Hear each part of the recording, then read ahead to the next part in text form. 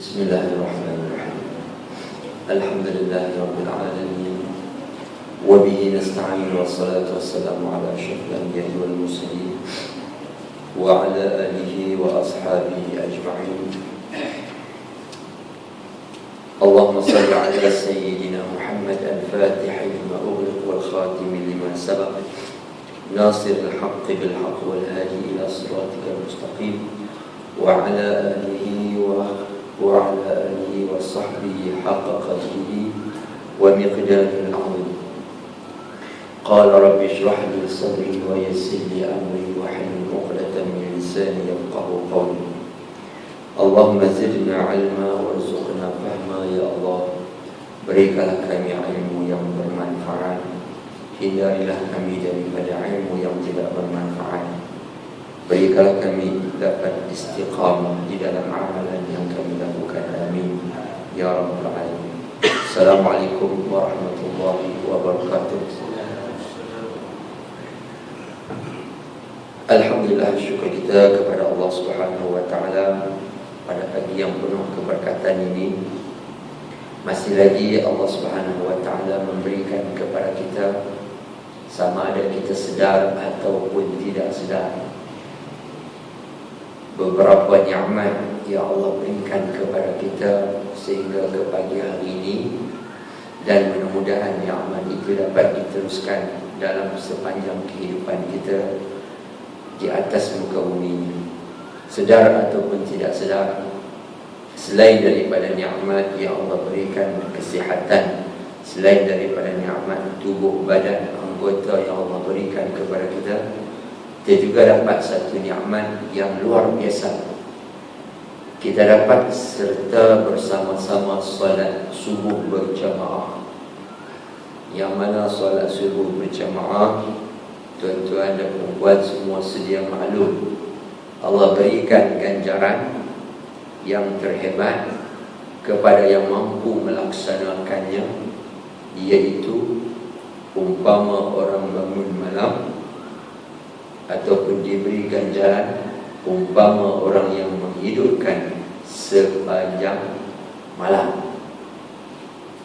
Tuan-tuan dan puan yang dirahmati Allah, mampu tak kita nak mendirikan ibadah sepanjang malam, bermula daripada maghrib sampai subuh?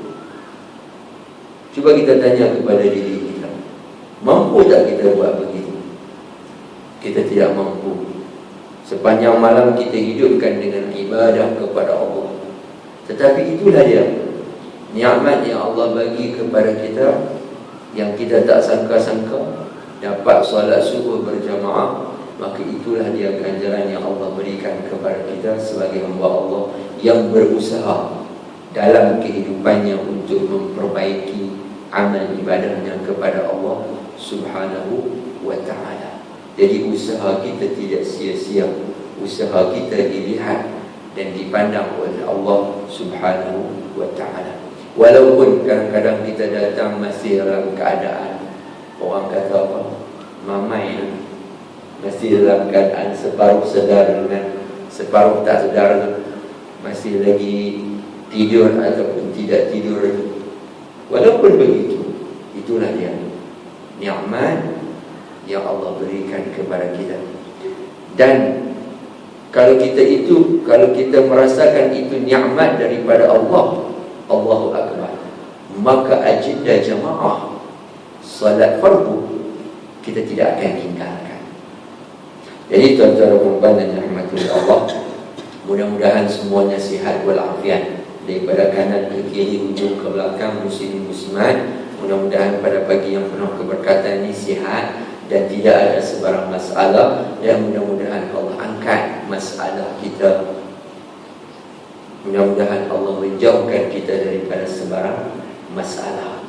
Tuan-tuan dan puan yang dirahmati Allah, pagi ini saya nak kongsi sebuah hadis Nabi sallallahu alaihi wasallam sebagai panduan kepada saya dan juga hadirin dan kita semua.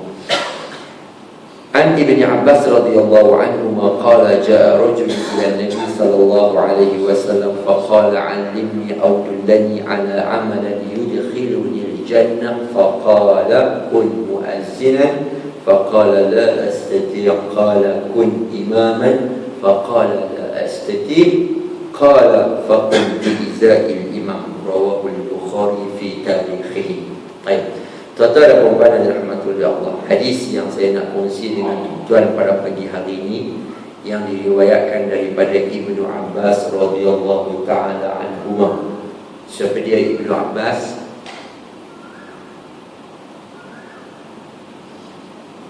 Siapa dia Ibnu Abbas?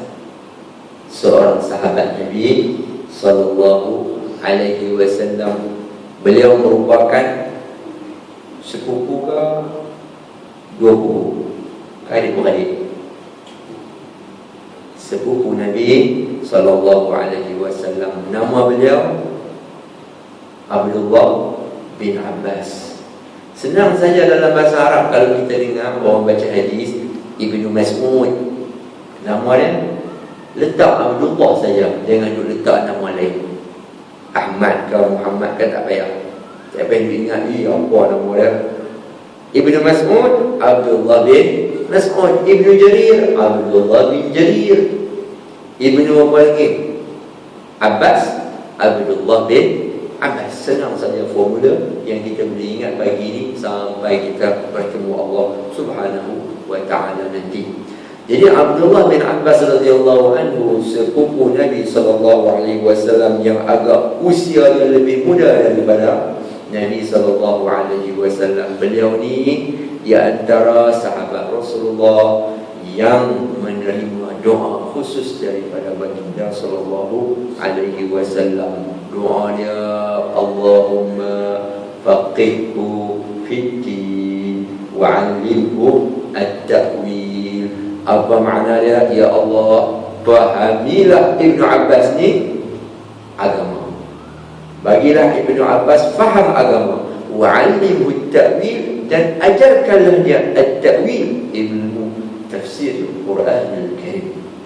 Tuan-tuan dan puan yang dirahmati oleh Allah, ini doa yang Nabi ajar, yang Nabi baca, dan doa Nabi dimakbul khusus kepada Abdullah bin Abbas. Dan memang ternyata Abdullah bin Abbas di antara para sahabat Rasulullah SAW yang memahami agama, yang memberikan apa yang sedia patut untuk menyebarkan agama, dan beliau merupakan di antara rujukan utama di dalam menafsir Al-Quranul Karim.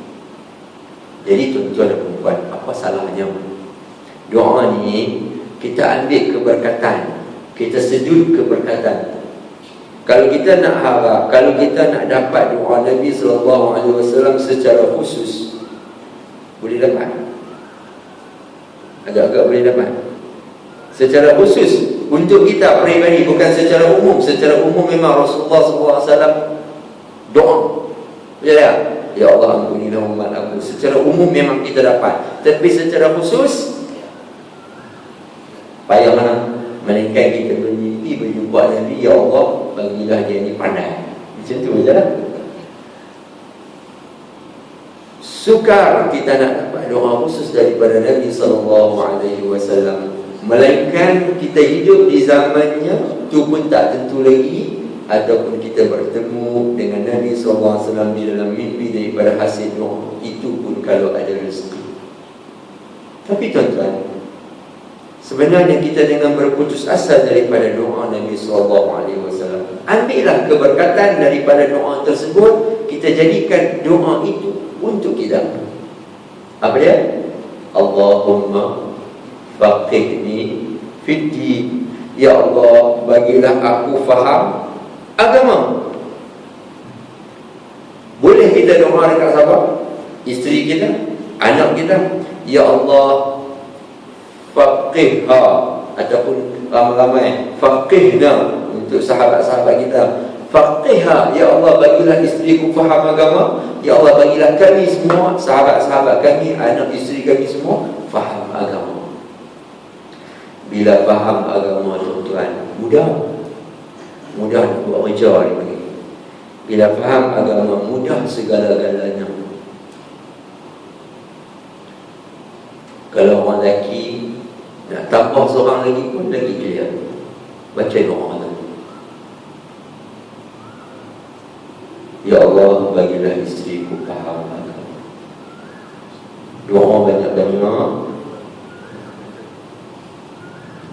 Doa banyak-banyak, lebih-lebih lagi tahajud.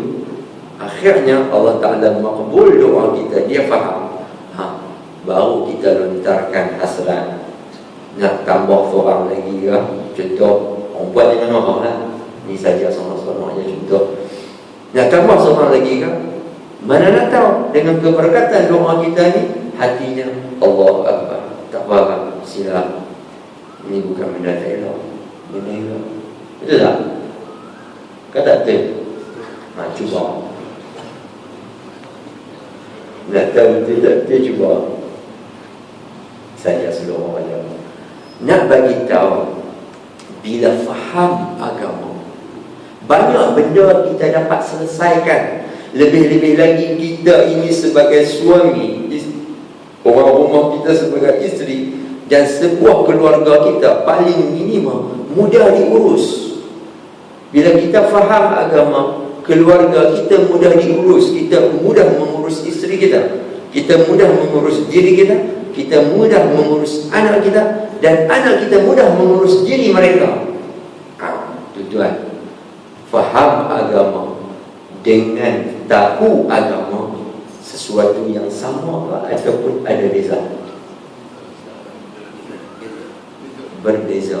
Cukup luas di antara langit dengan bumi. Faham agama, tahu agama, faham agama, sesuatu yang berbeza. Ramai yang tahu, tapi tak ramai yang faham. Macam kita semua, kita tahu. Ni hadis yang saya nak baca nanti ni memerlukan kepada pemahaman, memerlukan kepada suatu faham yang tinggi, baru kita boleh laksanakan. Kalau hanya sekadar yang kita tahu, maka hadis yang saya akan bacakan nanti kita tidak akan mampu melaksanakan secara konsisten ataupun istiqamah.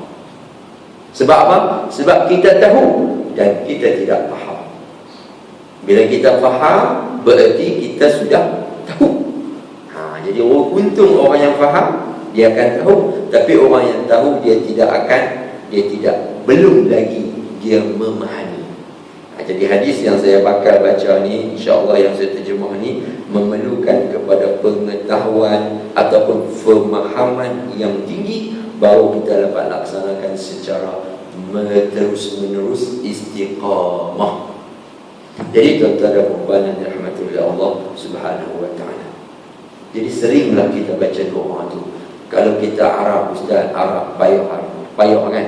Nak ubah Arab, nak pergi tanya kawan tu, nak pergi tanya ni, payah sangat. Ustaz, apa makna dia doa tadi? Ya Allah bagilah, Ya Allah bagilah dia faham agama. Kan? Senang saja. Ya Allah, apa dia? Bagilah kami faham agama. Bahasa yang simple yang kita boleh gunakan. Resmi ke tak resmi, yang penting Allah faham. Ya Allah bagilah aku, isteri aku, ataupun isteri-isteri aku, anak-anak aku faham agama. Ya Allah bagilah jiran aku sebelah kanan, sebelah kiri, semua yang duduk di kawasan ni faham agama. Bila pakat-pakat kita berdoa macam tu, mana nak tahu di antara doa yang kita baca itu Allah makbulkan. Dan doa makbul di banyak tempat.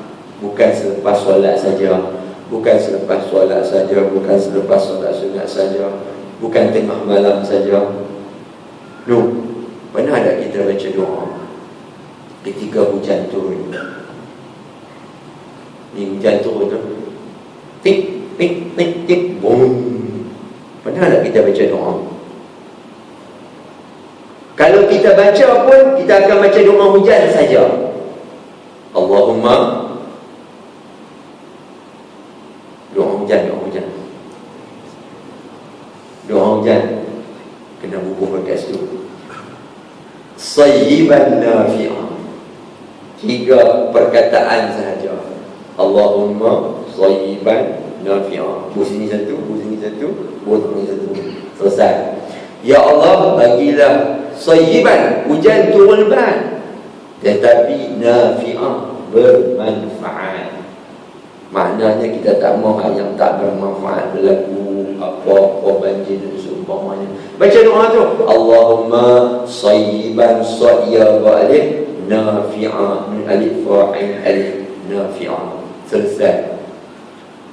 Kalau kita baca pun, kita akan baca tekak ni, kita titik waktu ketika hujan turun, walaupun hanya satu titik. Ni nak bagi tahu lah, hujan tak ada lah turun setitik. Kalau nak hujan hanya turun setitik, maka ingat, waktu itu adalah waktu yang Allah buka ruang untuk mustajab. Apa salahnya kita sambung doa-doa lain walaupun sedang kita memandu. Allahumma sayyiban nafi'ah, betul. Ya Allah, tambahlah doa-doa lain.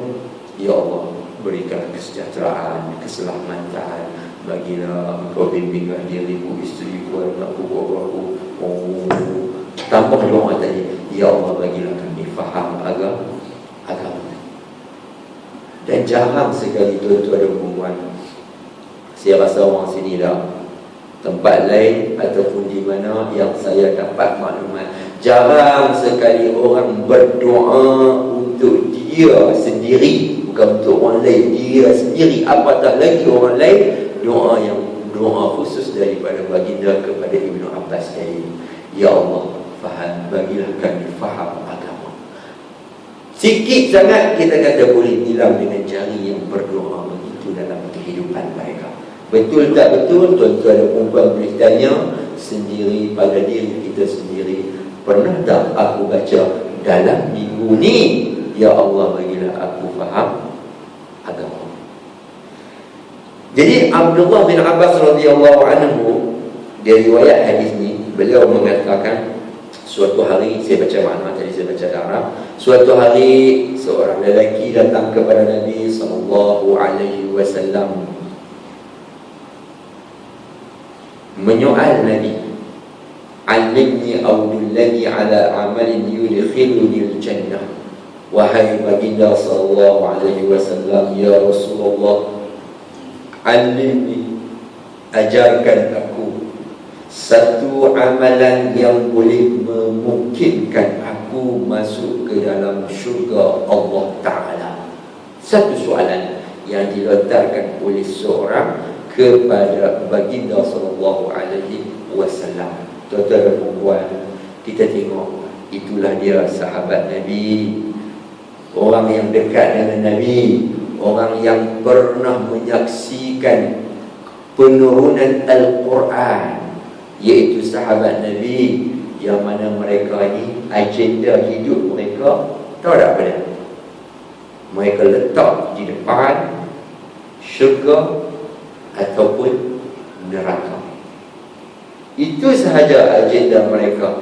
Mereka meletakkan setiap hari dalam kehidupan mereka syurga, neraka. Berarti apa yang mereka buat setiap hari, daripada amalan-amalan, daripada kerja buat mereka setiap hari, sama ada mencari rezeki, mencari ilmu, mencari apa sahaja, semua berpaksi kepada dua benda itu. Kalau baik, ini syurga, maka aku akan buat. Kalau ini neraka, maka aku akan semaksimal mungkin meninggalkan perbuatan yang membawa kepada neraka. Itu sahabat Nabi sallallahu alaihi wasallam. Jadi tuan-tuan dan puan, jadi soalan ini dilontarkan. Apa dia amalan yang boleh masuk syurga? Pernah tak kita tanya soalan yang macam tu, atau lebih kurang macam tu? Ataupun kita tanya soalan macam mana?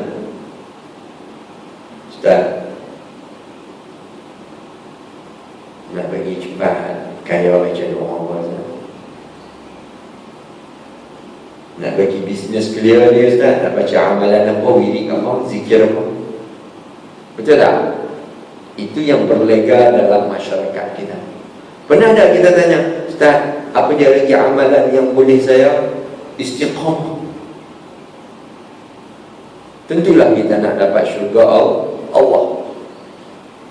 Oleh kerana itu sahabat Nabi SAW tanya, sebab Nabi ini adalah pesuruh Allah, apa dia amalan yang memungkinkan aku masuk syurga? Nabi tidak menghampakan pertanyaan tersebut. Maka Nabi pun menjawab jawapan yang pertama, kun muazzinan, jadilah tukang azan. Sebab Nabi nampak suasana waktu itu, Nabi bagi tahu jawapan tu, jadi tukang azan. Dan lagu lelaki itu sebut, siapa dia tukang azan, alhamdulillah. Jadi peluang untuk masuk syurga Allah lebih dekat. Yang penting elok di dalam kita buat, yang luar pun elok. Jadi jangan bolak soal, share lah dengan kawan-kawan lain. Hak yang teringin, kan tak teringin langsung nak azan, tak apalah bagi. Bila sudah share lah sama dengan orang lain. Saya teringin, tak apa, test dulu, elok kata okey, sila share syurga. Lalu sahabat tersebut, apa dia jawab? La astati', aku tak mampu ya Rasulullah. Mungkin ada sebab-sebab yang tertentu yang dia tak mampu. Takkanlah orang Arab tak pandai azan, betul tak? Masih lagi kita boleh terima orang Arab tak boleh nak azan. Mungkin ada halangan yang lain, kita tak tahu. Lalu dia kata apa? Aku tak mampu Rasulullah SAW, aku buat itu, aku tak mampu. Jawapan terjawab tak? Belum. Kepada dia belum terjawab. Kepada kita ada peluang untuk kita buat amalan yang masuk syurga. Lalu Nabi SAW bagi jawapan yang kedua, kun imaman, jadi imam. Biasanya kalau azan pun tak reti, azan pun tak boleh, nak suruh jadi imam, lagi-lagilah tak boleh. Itu kita. Tapi Nabi bagi pilihan, tak boleh azan, jadi imam. Apa dia jawab? La astati', saya lagi tak mampu kalau jadi imam. Tuan Imam, alhamdulillah, potensi dekat dengan syurga Allah Subhanahu wa ta'ala. Amin, amin. Amin kuat. Amin. Jadi share lah juga nak jadi imam tu, tapi bukan sebarang share. Nak jadi imam bukan sebarang share, bukan sebarang pengkongsian. Biarlah yang datang ke depan tu orang yang betul-betul memahami apa tanggungjawab imam dan apa yang perlu dia lakukan ketika menjadi imam. Dia buat semaksimum mungkin kerana Allah, sebab di belakang dia ada bukan tentera, di belakang dia ada anak-anak makmum yang dia nak bawa untuk apa? Bukan untuk buat persembahan, untuk menghadap Rabbul Jalil, Allah yang Maha Agung. Jadi dia kena buat semaksimal mungkin. Apa makna semaksimal mungkin? Bukan hanya sekadar yang fardu, tambah sunat di dalam pergerakan solat itu adalah lebih utama. Sebab di belakang dia bala tentera makmum sahaja. Tak kira lah satu soft ke, 3 orang ke, 2 orang ke, terserah. Yang penting semaksimal mungkin bagi yang menjadi imam. Walaupun di rumah dia tak buat, tapi ketika menjadi imam lebih elok melakukan sebarang sunat-sunat yang ada di celah-celah rukun ketika kita melakukan solat setiap rakaat sehingga selesai. Baik. Jadi tuan-tuan dan puan-puan yang dirahmati oleh Allah, menjadi muazzin pun tak boleh, jadi imam pun tak mampu. Lalu Nabi nak bagi juga dia ada boleh buat, nak masuk syurga ni. Nabi bagi satu lagi alternatif jawapan. Fakum bi izakil imam. Apa dia? Hendaklah anda berdiri di belakang imam. Apa dia? Jadi makmum. Maknanya berdiri di belakang imam jadi makmum. Apa makna jadi makmum? Ikut imam. Apa makna ikut imam? Lagi. Apa makna jadi makmum? Apa makna ikut imam? Solat berjamaah. Hak tu yang kita nak. Hak yang tu kita nak. Maknanya berdiri di belakang imam, ikut imam, berjamaah di dalam solat 5 waktu, di mana jua kita berada.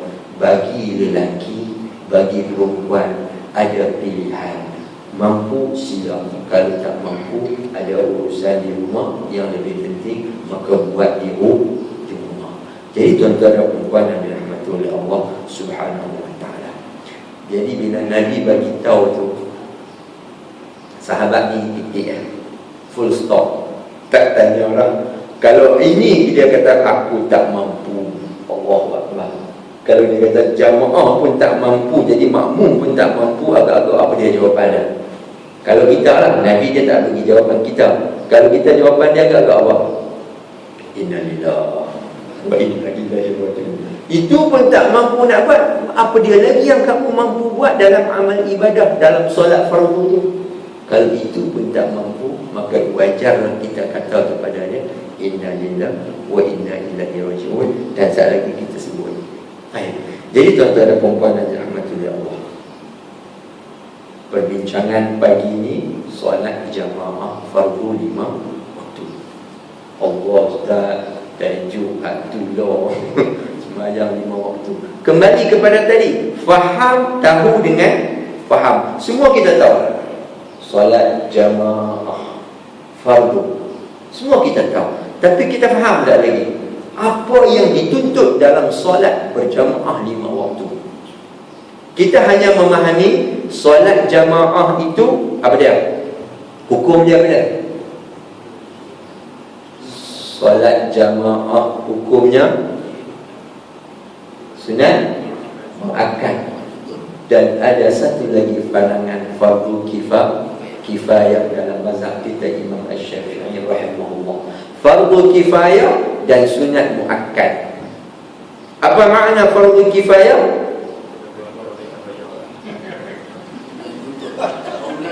Apa makna fardu kifayah? Apa makna fardu? Wajib. Fardu itu wajib, satu kefarduan, mesti, tak dapat tidak, kena buat. Itu makna fardu. Fardu iaitu kewajipan, mesti kena buat. Kifayah yang dituntut. Kalau kita duk baca apa? Seorang buat, yang lain tak payah. Sebab kita faham fardu kifayah itu tuntutan yang orang lain buat, kita tak payah. Bukan dia tak payah, kita tak payah. Semua pakat baca macam tu dan faham macam tu. Kalau ada orang buat dah, aku tak payah. Pergi taman-taman pun ada orang buat dah, aku tak payah. Itu sebab kalau faham macam tu orang lain buat, kita tak payah. Itu sebab kadang-kadang ada 5 orang, kadang-kadang tinggal nilai siap imam saja, kadang-kadang separuh sok berbanding dengan sebelum ni 3-4 sok kalau main raya, main Jumaat ataupun apa-apa jual kenduri kenara. Tidak. Sebab kita faham macam tu, kita silap faham, orang lain buat kita tak payah. Ubah sikit kefahaman kita supaya kita lebih bersemangat buat solat jamaah tadi tu. Apa dia? Bukan seorang buat yang lain tak payah. Kita kena ingat kewajipan itu adakah sempurna tuntutan kifayahnya kalau aku tak hadir. Kita kena baca macam tu. Terangkat tak fardu kifayah di kawasan kita ni kalau aku tak hadir? Zuhur contoh, kita ada di rumah zuhur, tak pergi tak apa-apa, dengar orang azan ada. Adakah waktu tu tinggal imam dan siap saja ataupun waktu tu itu ada orang lain lagi. Kalau aku tak pergi, adakah terangkat dengan sempurna kewajipan tersebut?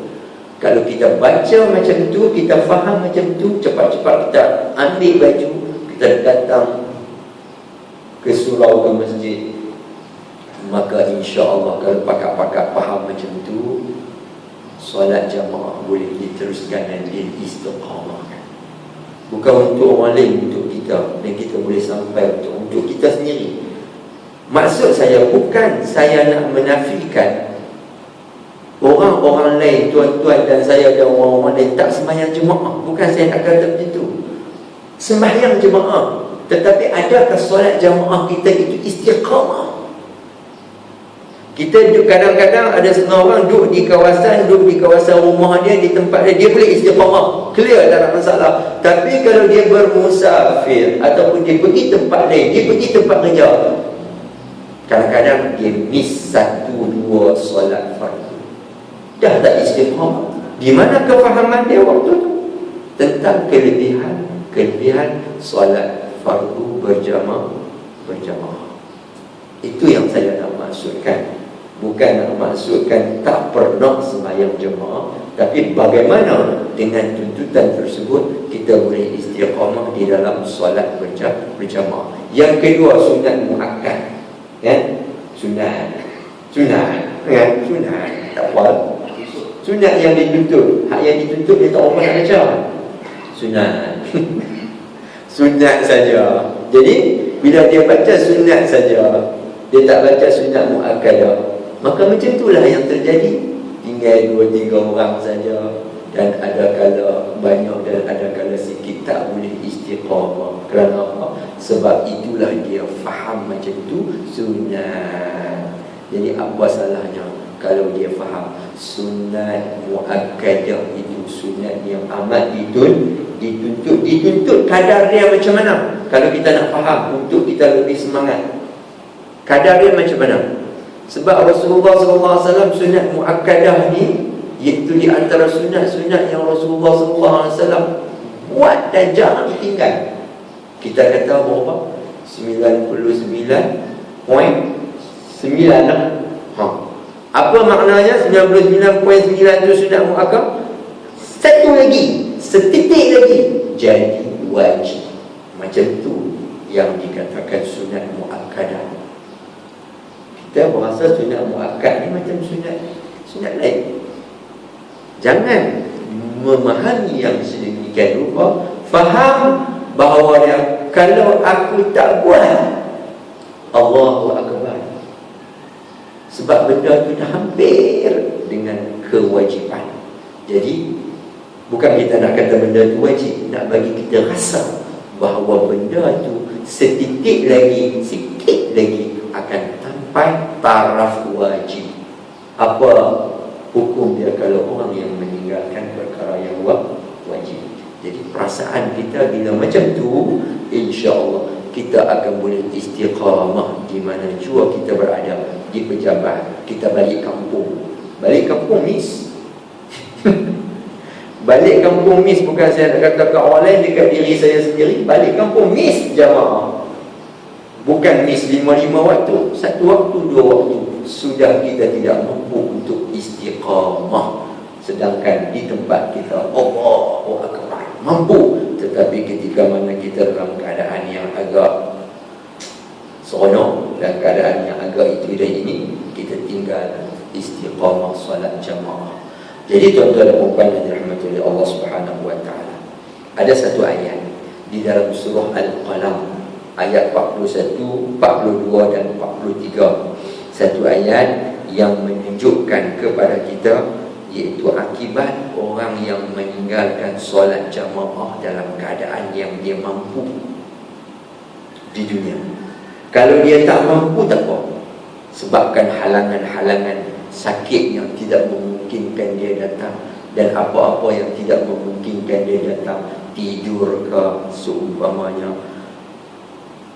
Bagi yang mampu, apa akibat dia? Di dunia dia datang, dia mampu untuk datang solat jamaah, tapi dia tak datang. Apa akibat dia? Disebut, dicatat oleh Allah, di dalam surah Al-Qalam 42 sehingga 43. Tuan-tuan dan puan boleh balik nanti, boleh tengok ayat ni. Ayat ni tuan-tuan juga disebut di dalam kitab Al-Kabair dalam bab hukum orang yang meninggalkan solat. Di sana kitab Al-Kabair tuan-tuan boleh rujuk, di sana juga disebut ayat tersebut. Dan kita tengok, a'udzubillahi minasyaitonirrajim, yauma yukshafu an saqin wa yud'auna ila as-sujudi fala yastati'un khashi'atan absaruhum tarhaquhum zillah wa qad kanu yud'auna ila as-sujudi wa hum salimun. Sadaqallahul azim. Apa makna dia? Yauma yukshafu an saqin, pada hari itu, iaitu hari kiamat nanti, tersingkaplah betis-betis mereka. Disebabkan apa? Dahsyatnya azab kiamat dan padang keadaan huru hara padang mahsyar waktu itu. Ini adalah sebagai gambaran orang yang angkat seluar, angkat kain sampai nampak separuh betis ni, gambaran kepada orang yang sangat ketakutan nak cabut lari. Itu gambaran. Maknanya betapa dahsyatnya kiamat dan huru hara padang mahsyar itu Allah gambarkan begitu. Kenapa? Wa yad'una ila sujudi fala yastati'un. Mereka dipanggil, disuruh untuk bersujud, fala yastati'un, mereka tidak mampu untuk bersujud. Di akhirat nanti semua hamba Allah dipanggil, berkumpul, mukmin, kafir, munafik. Ada 3 jenis itu saja manusia dipanggil semua.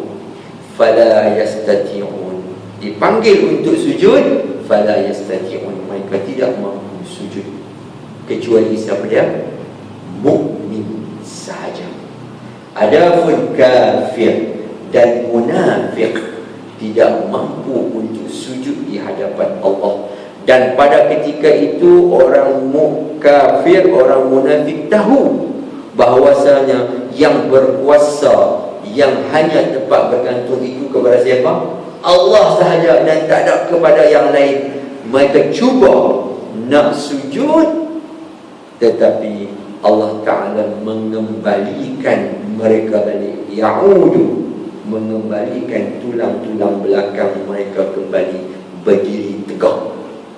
Spring, kita kata jadi spring. Mereka cuba, orang kafir, orang munafik cuba nak sujud, sedangkan orang mukmin, orang Islam boleh sujud. Mereka cuba nak sujud, tiba-tiba dia jadi spring, tok, macam tu. Kehendak ada, tetapi bila sujud, dia automatik, dia akan berdiri tegak. Maka pada ketika itu, khasyi'atan absaruhum tarhaquhum zillah, tertunduklah pandangan mereka disebabkan mereka itu merasa kehinaan, dan mereka merasai bahawa mereka itu akan menghadapi saat-saat getir daripada azab Allah Subhanahu wa ta'ala. Ini pada ketika itu, hari kiamat. Sebab apa mereka jadi macam tu? Sebab apa kafir munafik jadi macam tu, mukmin tak jadi macam tu?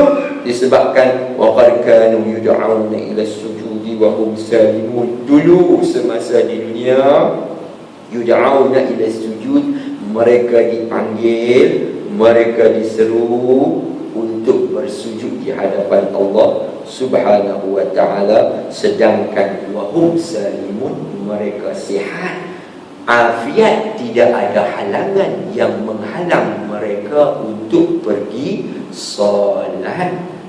Lalu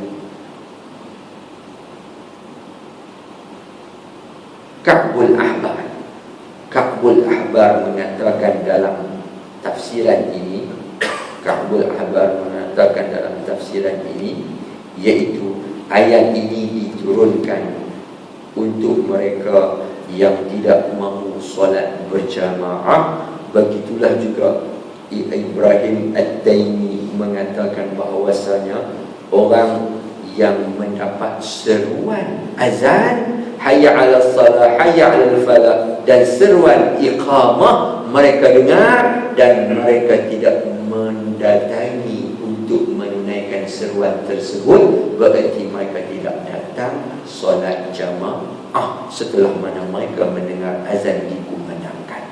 Jadi tuan-tuan dan puan-puan, dalam satu riwayat lagi, Imam Bukhari disebut dalam tafsir Ibnu Katsir menyatakan yauma yukshafu an saqihi, pada hari manusia tersingkap betis-betis mereka itu, orang mukmin akan sujud kepada Allah, mukminah sujud kepada Allah, maka yang tinggal yang tak sujud kepada Allah iaitu munafik.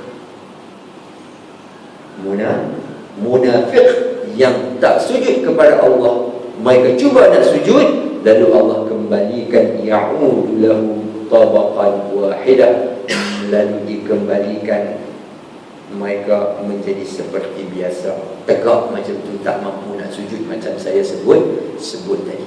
Kenapa tuan-tuan? Kenapa orang mukmin boleh sujud di akhirat nanti, orang kafir, orang munafik? Okey, orang kafir sebab dia kafir, senang cerita, dia tak beriman dan dia tak pernah sujud pun kepada Allah, dia sujud selain daripada Allah. Okey, munafik.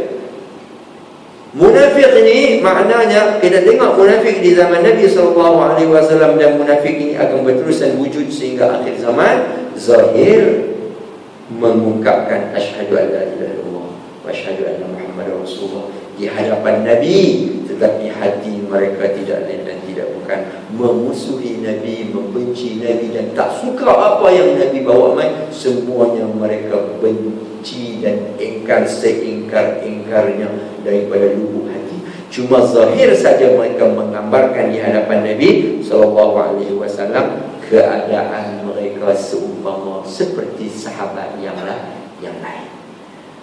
Jadi orang munafik di zaman Nabi, mereka ni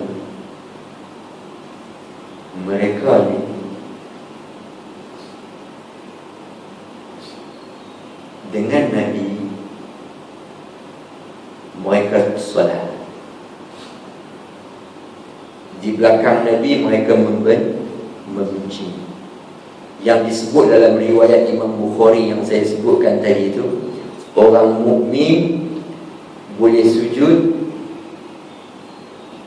orang, ada satu lagi, orang yang ada riya dan sum'ah di dalam hatinya, yang saya sebut tadi itu orang munafik, iaitu sikap mereka ada riya dan ada sum'ah, ada nak menunjuk dalam amal ibadah dan ada rasa sum'ah, nak menghebatkan diri sendiri dan memperkatakan kepada orang lain mereka buat amal ibadah kepada Allah. Dan itulah dia sikap daripada orang munafik di zaman Nabi SAW yang Allah Ta'ala sebut dalam wailul lil mutaffifin itu kan, dalam ayat itu kan. Baik. Jadi oleh kerana itu, orang yang riya itu adalah di antara sifat orang munafik. Dan di antara sifat orang munafik lagi iaitu sering meninggalkan solat jamaah.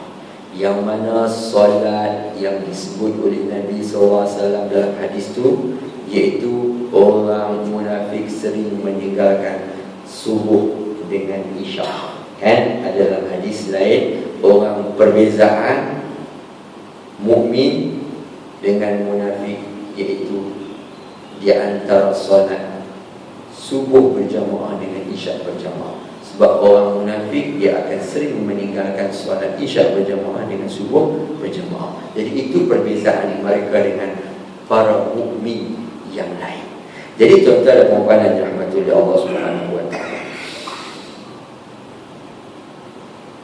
orang yang sering meninggalkan solat jamaah 5 waktu dengan tanpa ada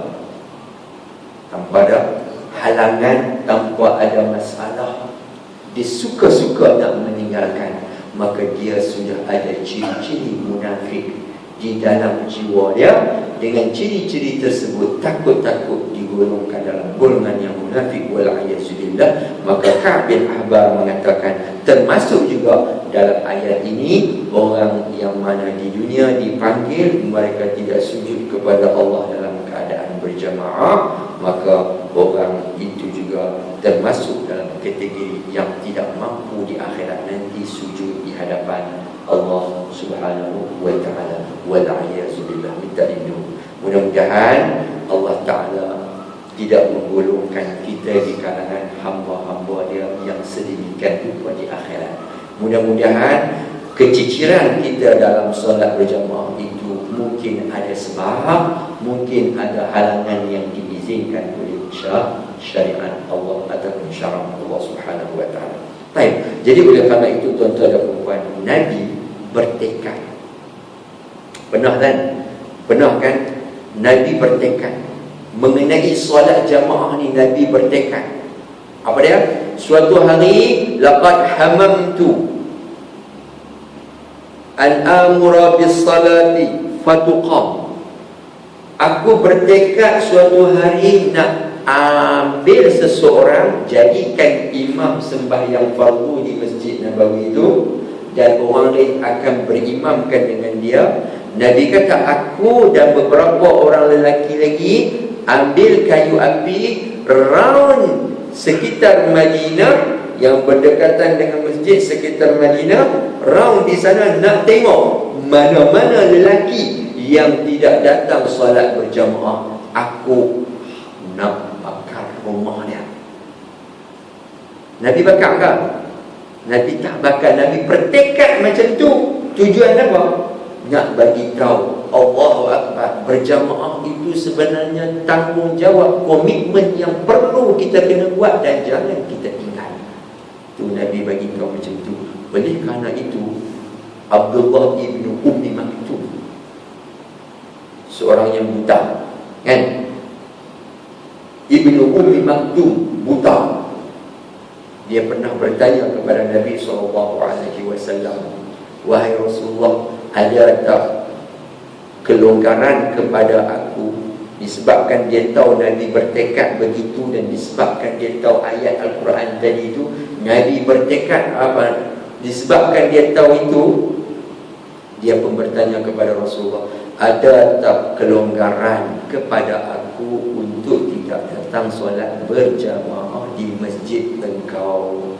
Lalu Nabi mengatakan, ada kelonggaran. Lalu bila Abdullah ibnu Maktum beredar, Nabi panggil balik. Nabi tanya, azan dengar tak? Lalu dia jawab, aku dengar azan. Maka kena datang. Allahu Akbar. Cuba bayangkan, buta tuan-tuan, bukan buta sebelah, bukan pakai kacamata, bukan rabun, apatah lagi yang tak pakai kacamata, buta. Nabi tidak memberi keizinan kepada beliau untuk sembahyang sendiri-sendiri di rumah. Bahkan Nabi suruh dia datang solat fardu berjamaah 5 waktu. Sekiranya tidak ada apa halangan, apatah lagi kita yang pakai kacamata. Yang tak pakai kacamata, agak-agak siapa dia yang lebih lagi utama untuk memenuhi tuntutan solat fardu jamaah 5 waktu. Jadi tuan-tuan dan puan yang dirahmati oleh Allah Subhanahu wa taala, terakhir ni, tak boleh lama-lama, 7.30 dah, matahari pun akan menyingsing. Soalan saya tak lagi.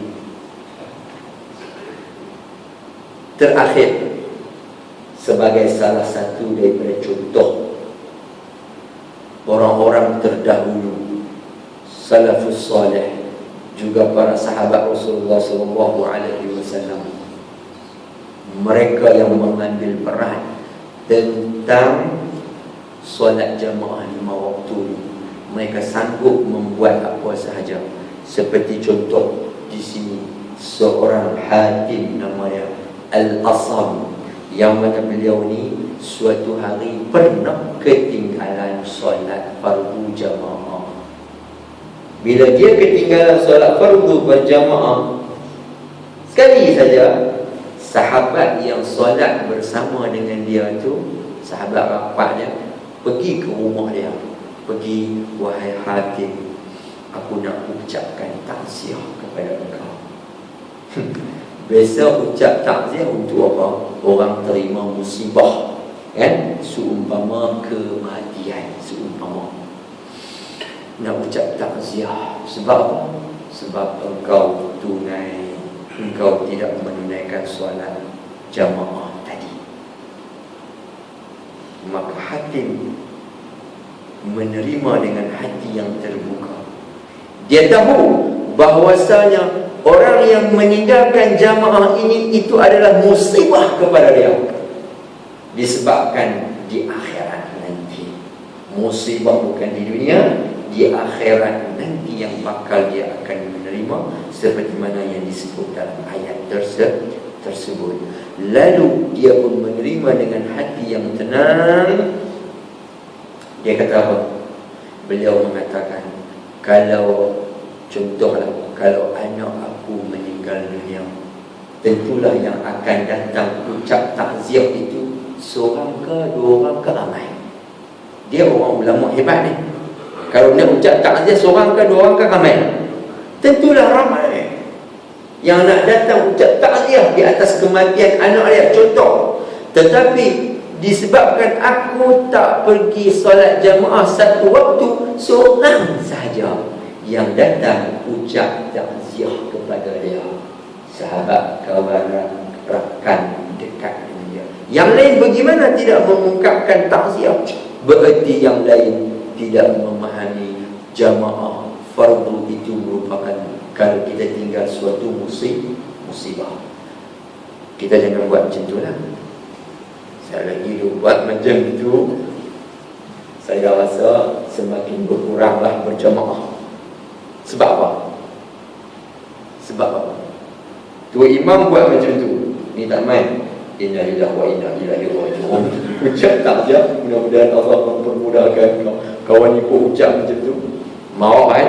Maaf. Sebab apa? Belum faham.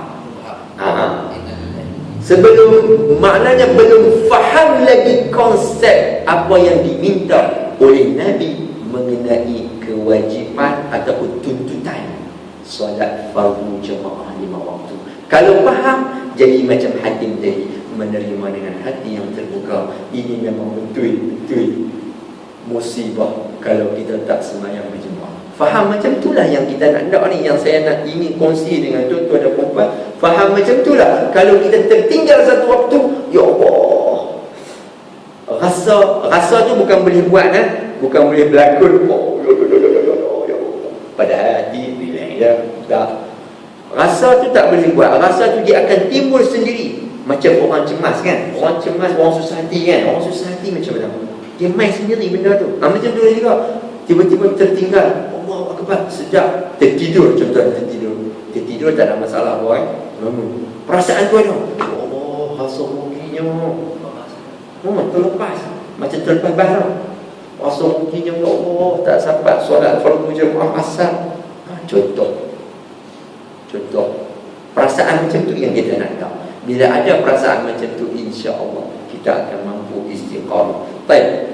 Yang kedua, satu lagi contoh, iaitu Sayyidina Umar radhiyallahu ta'ala anhu. Ni cerita ni ada disebut dalam kitab Al-Kabair. Tuan-tuan boleh rujuk dan boleh tengok. Baik, Abdullah bin Umar kata apa? Suatu hari dia pernah tertinggal solat asar disebabkan dia pergi kebun kurma, tamar. Dia pergi rawat kurma tamar dia, baca lah, apalah semua, air lah, semua tu, clear semua tu, sehingga dia tak dengar azan daripada Masjid Nabawi. Lalu dia pun semangat bekerja sehingga dia terlepas solat asar. Bila dia sedar bahawa dia terlepas solat asar berjamaah, bukan tak solat, terlepas solat asar berjamaah, lalu dia merasa suatu benda yang amat menduga citakan, disebabkan ini dia lalai daripada solat berjamaah, bukan tak solat berjamaah. Maka dia kata kepada anak dia, aku wakafkan, aku sedekahkan kebun kurma yang aku usaha disebabkan aku tertinggal solat jamaah asar kepada kaum muslimin muslimat. Allah Akbar. Tu faham yang level tinggi, tuan-tuan dan puan-puan. Kita tak mampu. Kalau kita hari ini rasa-rasa tu di bawah jembatan, rumah, disebabkan rumah kita lalai, disebabkan TV, ambil TV, nak ambil Disebabkan itu semua kita banyak lalai. Akhirnya kita duduk jembatan lah jawapannya. Tapi kita tak faham sampai tahap yang macam tu. Itu tuan-tuan, 2 contoh tadi cukup lah. Di kalangan para orang-orang yang soleh, memahami tuntutan yang dikatakan solat jamaah waktu. Jadi sebelum nak tanya apa-apa, saya pesan kat diri saya sendiri dan juga tuan-tuan dan puan, marilah hari ini kita fahami seperti mana apa yang saya sebut tu, tuntutan solat jamaah 5 waktu itu bukan sebagai suatu tuntutan yang biasa. Walaupun dia tak wajib, tapi bukan suatu tuntutan yang biasa, tapi biarlah tuntutan yang mana kalau kita tak buat, kita merasakan suatu kerugian yang amat dahsyat dalam kehidupan kita beribadah kepada Allah. 27 kali ganda kan. Ada riwayat mengatakan 25, ada mengatakan 27 kan, kali ganda solat berjamaah. Dan ada satu cerita di dalam kitab Al-Kabair, ada seorang hamba Allah tu, dia tertinggal solat jamaah subuh. Dia tertinggal, mungkin terlewat tidur ke apa ke, ataupun terlambat jaga. Dia jaga-jaga, dia solat. Dia jaga, dan dia tahu 27 kali ganda tu. Bila dia jaga, dia solat 27 kali. Bukan solat subuh, solat isyak. Dia solat isyak 27 kali. Nak bagi sama dengan 27 darjat tadi tu. Letih 27 kali tuan-tuan, 24 rakaat, 27 kali 4 berapa? Lebih daripada tarawih lagi. Letih tidur. Bila tidur, dia bermimpi. Dia berada di dalam musabaqah. Dia panggil perlumbaan kuda. Dia ni kuda. Kuda dia ni pecut laju dah, tetapi lambat. Seperti mana pecutan-pecutan sahabat-sahabat kawan-kawan dia lain yang ahli jemaah tu. Oh ni muka semua orang surau ni, dia pecut laju, dia pun pecut. Tak boleh juga. Akhirnya orang yang dapat mendahului dia kata apa? Tuan, tak payahlah duk pecut-pecut, engkau tidak mampu untuk menandingi dan mendahului kami dalam perlumbaan ini. Kenapa? Dia tanya. Ini mimpi kan? Mimpi boleh berlaku macam-macam. Dia tanya, kenapa? Kerana engkau tidak solat berjamaah. InsyaAllah. Dia pun terjaga. Allahu Akbar. Maknanya apa yang dia buat tadi 27 rakaat tu kan, 27 kali itu sia-sia saja. Tidak. Maknanya kalau kita tinggal satu, kalau umpama kita buat macam dia tadi pun, sia-sia sahaja apa yang kita buat, tidak boleh menandingi. Jadi oleh kerana itu tak payah buat macam tu lah. Buat macam mana? Plan masa elok, time cukup elok. Kita ada alat canggih hari ini macam-macam. 5 minit sebelum hayya 'alas salat, bunyi bila macam-macam lah, bunyi macam-macam lah. Allahu Akbar. Betul tak? Untuk mengingatkan kita, oh, zuhur. Okay, zuhur tidur. Jadi tuan-tuan dan puan rahmatullah Allah, mudah-mudahan apa yang saya sampaikan tadi ini bukan untuk kita nak sonok-sonok, tapi untuk kita sama-sama memahami.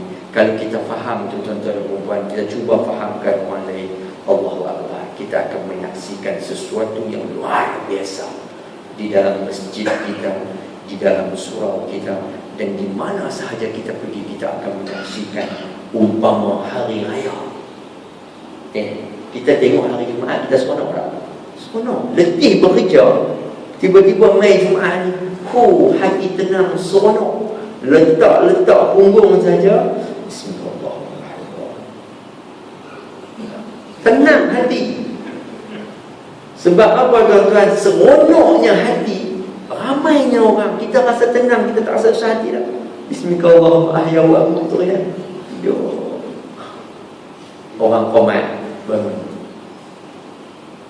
Kalau cuba tuan-tuan bayangkan setiap hari zuhur ramai, asar ramai, bukanlah semua penuh, tapi agak minimum lah dengan penduduk yang mana pekerja luar, yang mana pekerja dalam hari minggu. Sepatutnya hari minggu tu lah kena penuh. Allah Akbar. Tu imam tengok rasa seronok. Orang nak buat kenduri pun Allah Akbar, bajet lebih sikit, rasa seronok, rasa tak ada masalah apa. Mai bila waktu manapun solat jemaah surau penuh. Tidak nak buat jemputan kenduri kendara pun tak ada masalah dah. Ni mai ni 100 orang penduduk di sini ni. Nah, saya panggil kenduri, nak ambil kat rumah satu. Tak payahlah dia nak pergi rumah boh tu nak jemput. Banyak kemudahan kalau jamaah dapat dilaksanakan. Lebih-lebih lagi sungguh dan insya-Allah. Ia cukup takat tu, mudah-mudahan ada manfaat untuk saya, dan insya-Allah sama-sama kita jadikan supaya istiqamah. Memang kita tak nafi, kita ada miss. Mungkin satu minggu kita miss 2 kali, 3 kali. Kita tak nafi. Tetapi insya-Allah di atas tekad yang tinggi tadi itu, di atas kesedaran kefahaman yang tinggi tadi itu, jangan kita turunkan, kita taikkan terus. InsyaAllah daripada hasil hati tekad yang kita ingin tadi itu, sikit mungkin kita tewas 1-2 rakaat, kita buat lagi. Mungkin kita tewas 1 rakaat, 1 jam, 1 hadru, kita buat lagi. InsyaAllah Allah akan bagi. Siapa berusaha dia akan dapat. Allah akan bagi. Suatu saat kita akan menikmati masa kita boleh istiqamah dengan solat fardu jamaah 5 waktu.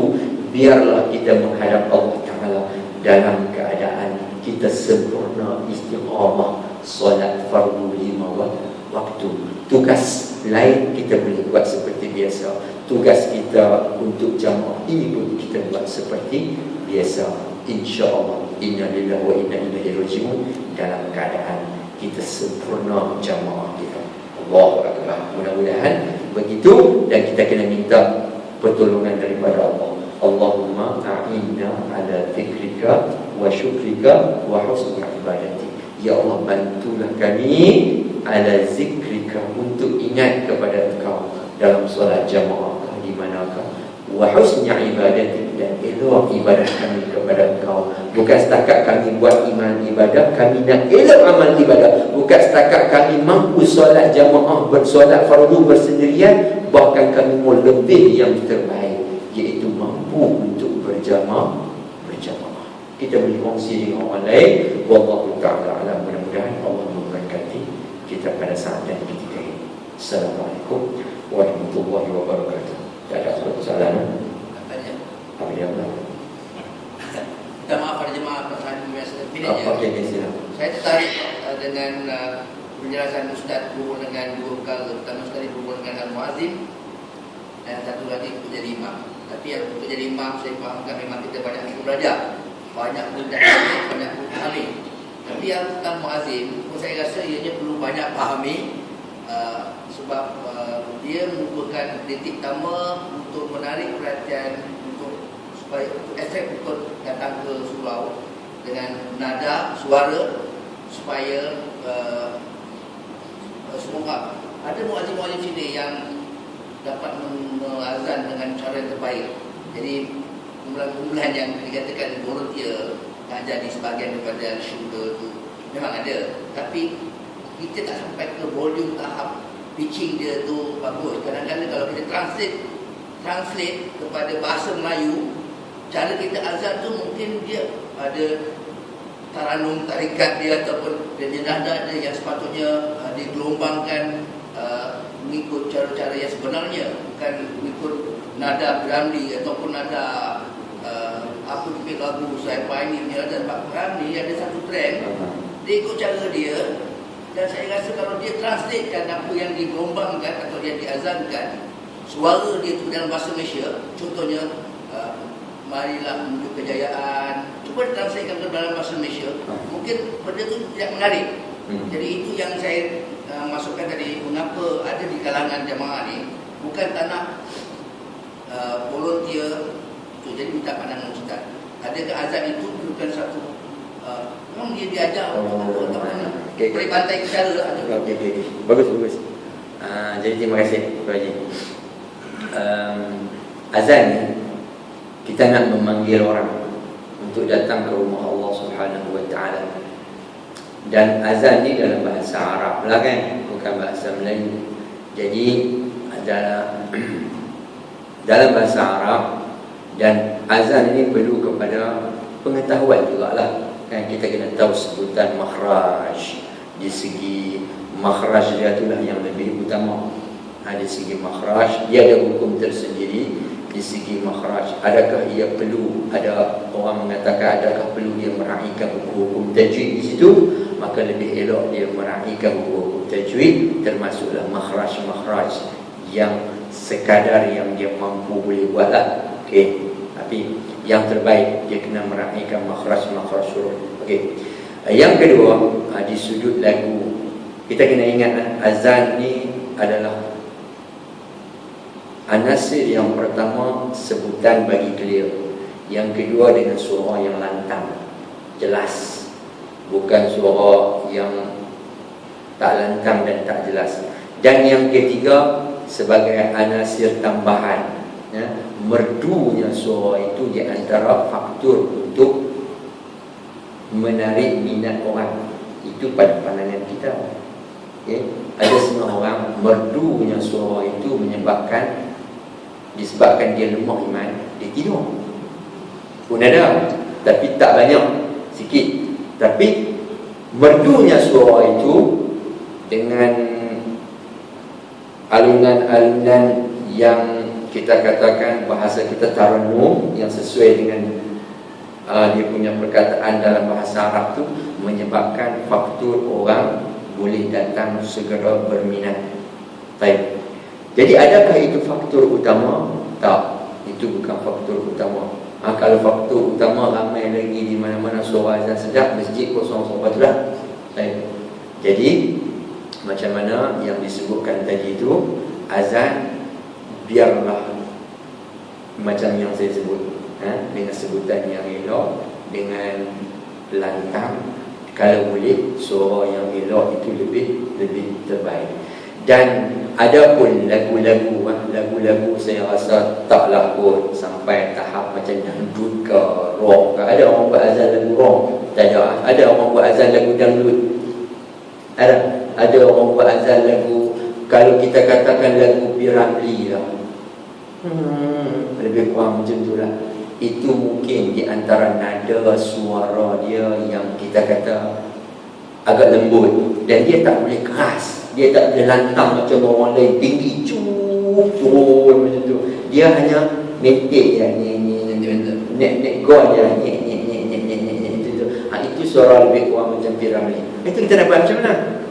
Okey, cuma berdepatan dengan suara dia, itu yang kita kata suara Piramli tu. Baik. Faham, saya faham maksud ni, saya faham.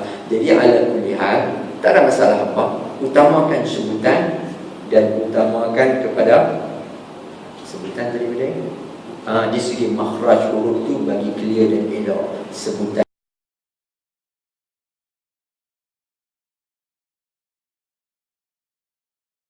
Muhammadan, tu dah lari jauh kan.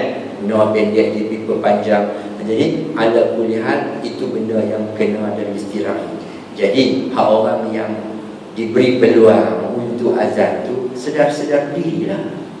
Maksudnya bukan main baik-baik saja. Sedar-sedar diri sebelum aku nak azan. Bila aku azan tiba-tiba ada orang bagi teguran, buka hati dengan selapang-lapangnya atas dasar nak memperbaiki diri. Walaupun yang tegur itu lebih mudah, buka hati, terima. Allahu Akbar, ini suatu nikmat ilmu yang Allah bagi dekat aku, dan aku tak pernah dapat sebelum pun.